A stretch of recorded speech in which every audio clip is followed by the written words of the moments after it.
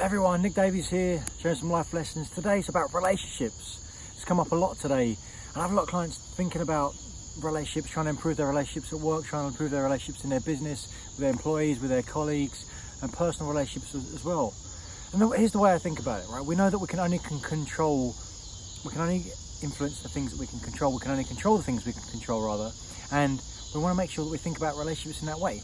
I love thinking about the metaphor of being on a bridge, right? I think about one of those rickety old bridges which is made up of wood and rope, and you're at one side of the cliff face, and then the person who you want to have a relationship with and want to make the relationship better with is on the other side of the cliff. And you can see this person, you can see them over there, but you can't really hear them. You can't really hear them. And all you can do, all the things that are in your control, are going to be being able to get you to the middle of that bridge.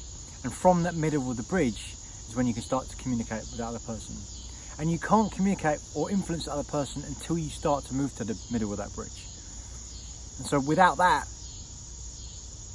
nothing. Without that, you're not focusing on what you can control. And I get the question as well, what happens if I come to the middle of the bridge and they're not there? Then you know quicker. Because we're always trying to condense time, right? People talk about that life being short. Well, really, life's not short, we just wasted a lot of time. And let's try to really condense time. And so if something's going to be that needs to be addressed in our relationships, so let's address it quicker. At least we'll know. Right? So come to the middle of the bridge, get to that place, and from that place you'll find out. And what does that really mean? What does it mean coming to the middle of the bridge? So think about the identity you want to have. Think about the type of person that you want to be.